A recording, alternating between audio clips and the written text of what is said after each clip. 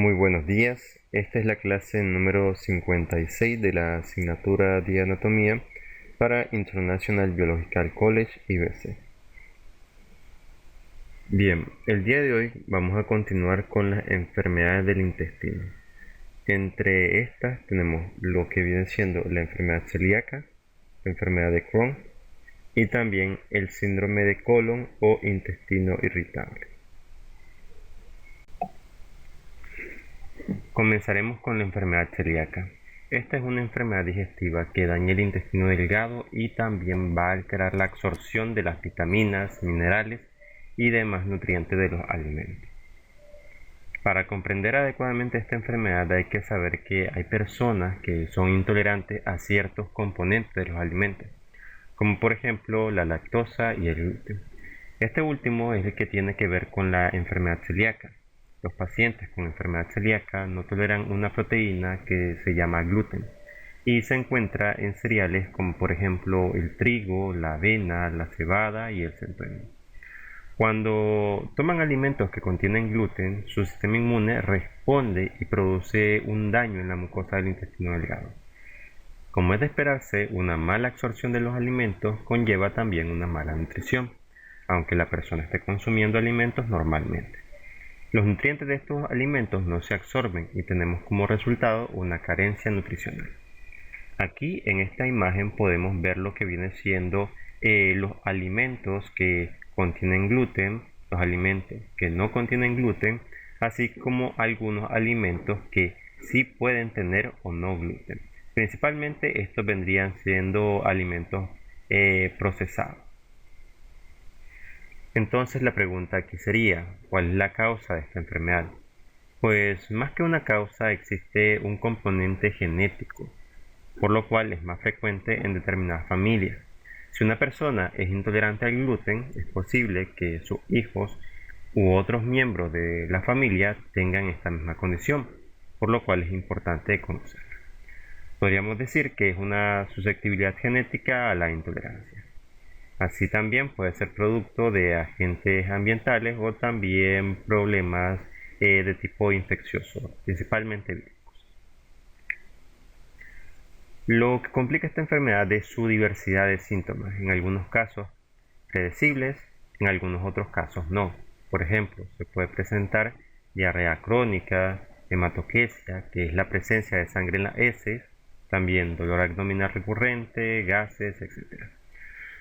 Estos, claro, serían síntomas perceptibles.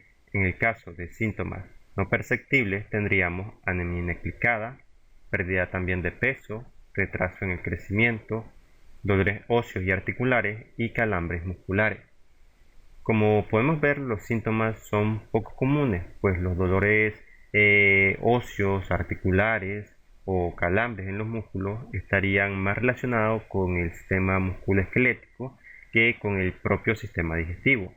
Más aún si tomamos en cuenta que nos referimos a una parte del sistema digestivo. En definitiva, el diagnóstico es difícil, pues los síntomas que produce la enfermedad también aparecen en muchas otras condiciones. Los pacientes con enfermedad celíaca tienen niveles elevados de anticuerpos contra gluten. Si los niveles de estos anticuerpos en sangre están elevados, la manera de confirmar la enfermedad es estudiar una biopsia de la mucosa del intestino delgado. Todas aquellas personas que presentan esta condición tienen que evitar los alimentos que contengan gluten, aunque sea en cantidades mínimas, pues existen muchos alimentos que contienen gluten y esta proteína está también presente en muchos aditivos de productos manufacturados como los que habíamos mencionado en un principio. Hay alimentos con gluten, hay alimentos sin gluten y hay alimentos que pueden contener gluten debido a que son manufacturados y entre sus componentes se encuentra uno que pues conlleva esto. Ahora, ya una vez instaurada la dieta sin gluten, la recuperación puede no ser inmediata, sino que las biopsias del duodeno pueden tardar hasta alrededor de unos 2 años en ser completamente normales. Tengan en cuenta que las biopsias es para llevar un seguimiento del paciente y determinar si este daño continúa presente. También hay que mencionar que las dietas sin gluten suelen incorporarse con suplemento dietético de vitaminas o minerales, en los que pues se detectan déficits nutricionales. Esto para ayudar a favorecer la recuperación más rápida. Ahora continuaremos con el síndrome de colon irritable, aunque en realidad su nombre sería síndrome de intestino irritable, pues esta condición no solamente abarca el colon y pues es abreviado con las siglas SII. En todo caso, el síndrome de intestino irritable es un cuadro crónico el cual se va a caracterizar por la existencia de un dolor abdominal y cambio en el ritmo intestinal. Recuerden que en el intestino está el peristaltismo, un conjunto de movimientos los cuales van a permitir el desplazamiento de los alimentos. Por tanto, un cambio en el ritmo intestinal, como mencionamos, podría provocar ya sea diarrea o estreñimiento. Y además de todo esto, se puede presentar distensión abdominal, es decir, una inflamación en el abdomen. Ahora, en relación a la causa de esta enfermedad, no se especifica solamente una. Lo más aceptado es que existe una alteración en la motilidad y la sensibilidad digestiva, la cual está influenciada por factores psicológicos. Además, se considera en diversas condiciones que pueden conllevar a esta enfermedad. Nos referimos a problemas tales como la gastroenteritis, también la intolerancia a algunos alimentos, como lo es al gluten, a la lactosa, los cuales habíamos mencionado, y también alteraciones hormonales o factores genéticos. Entre las características de esta enfermedad podemos mencionar que es más frecuente en las mujeres que en los hombres, además que suele aparecer antes de los 35 años, pero su incidencia puede ir disminuyendo en personas mayores, es decir, de 60 años adelante. También es más frecuente en pacientes con otras patologías digestivas funcionales, como por ejemplo la dispepsia, molestias inespecíficas del estómago o problemas básicamente de gastrointestinales. También en mujeres que tengan algún tipo de alteración ginecológica como la dismenorrea y en pacientes con enfermedades psiquiátricas como la bulimia, la depresión o la esquizofrenia. Para poder diagnosticar esta enfermedad se realiza la respectiva historia clínica y también el uso de diversas pruebas, exámenes de laboratorio y pues lo correspondiente a exámenes de sangre, orina y heces. Esto para descartar otras posibles condiciones en cuanto a los demás exámenes. También se puede realizar radiografía y ecografía abdominal, los cuales nos permiten tener una imagen del abdomen. Y por último, también tendríamos la sigmoidoscopía y la colonoscopía, que pues nos van a permitir examinar el interior del intestino. En el caso de estos pacientes se puede requerir un tratamiento dirigido, es decir, que los fármacos se enfocan en tratar los diversos síntomas del paciente, es decir, en algunos pacientes se presenta estreñimiento y en otros se puede presentar diarrea, por lo cual se puede indicar antidiarreicos o laxantes, todo en función de los síntomas que pueda presentar el paciente. También se utilizan inhibidores de espasmo, los llamados espasmolíticos, y estimulantes de la motilidad, los procinéticos. Ahora, quiero explicar un poco esto. Decíamos que se utiliza inhibidores de los espasmos. Un espasmo es cuando pues, un músculo se torna rígido. No hay movimiento o su movimiento se ha disminuido. Como sabemos, el intestino es básicamente músculo, es un músculo liso. Al utilizar inhibidores de los espasmos se busca cómo liberar esa rigidez y pues se utiliza también fármacos procinéticos para estimular las contracciones del músculo liso y mejorar su motilidad. En pocas palabras, lo que se busca es restablecer el movimiento normal del intestino.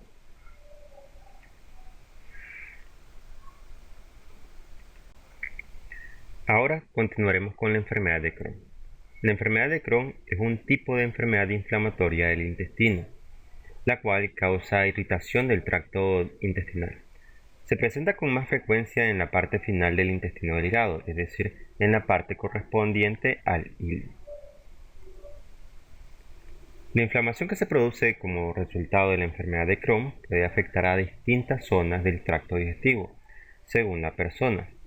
Los principales síntomas de esta enfermedad son el dolor abdominal, la diarrea, la fiebre, pérdida de peso y hemorragia rectal. Pero además de esto, también se puede presentar manifestaciones fuera del aparato digestivo, como problemas articulares, de la piel, del hígado, de los ojos, etc. Los síntomas de la enfermedad de Crohn son muy similares a los de una colitis ulcerativa, con la salvedad de que la enfermedad de Crohn puede ocurrir en cualquier parte del tracto gastrointestinal. La inflamación puede conducir a la inflamación de cicatrices con el paso del tiempo, la identificación del movimiento de los alimentos a través del intestino y también la producción de calambres séveros. Se considera que esta enfermedad es multifactorial, es decir, que no hay una causa exacta, pero se considera que hay una predisposición genética y también una alteración a nivel inmunológico ante ciertos antígenos alimentarios o bacterias. Es decir, es un tanto parecido a la enfermedad celíaca, en donde nos encontramos con una respuesta inmune que provoca daños en el intestino. Para poder realizar un diagnóstico, se recurre a pruebas que ya anteriormente hemos mencionado: la sigmoidoscopía, también la colonoscopía para ver el interior del intestino, la biopsia para saber cómo se encuentra el tejido y pruebas por imágenes, como el TAC y el RMN. El TAC es la tomografía axial computarizada y el RMN es la resonancia magnética nuclear. Ahora, no existe una cura para la enfermedad. El tratamiento más que todo se enfoca en mejorar los síntomas y controlar la inflamación, así como corregir las deficiencias nutricionales. Por un lado está el uso de medicamentos, los medicamentos antiinflamatorios y los antibióticos. Estos pueden ayudar a controlar la inflamación y también inhibir el sistema inmunitario, así como tratar el crecimiento de ciertas bacterias en el intestino delgado. También en algunas ocasiones se puede dar que una parte extensa del intestino está muy dañada, por lo cual se realiza un procedimiento quirúrgico. Este es conocido como proctocolectomía. Este es un procedimiento quirúrgico que consiste en la extirpación del recto y parte del colon. Luego de esto se realiza una iliostomía, un procedimiento en el que se une el intestino delgado con la apertura en la parte inferior del abdomen y se ajusta una bolsa a la apertura y se la mantiene fuera del cuerpo para de esa forma recoger la heces. Sin embargo, también hay veces en el que se puede conectar el intestino delgado con el ano para que no sea necesario esta bolsa. En otros casos también se puede hacer una cirugía de recesión intestinal. Esto es cuando solamente una pequeña parte del intestino está dañada. Entonces se extirpa la parte afectada del intestino y se conecta a la sección sana. Y bueno, ya por último tendríamos los suplementos nutricionales.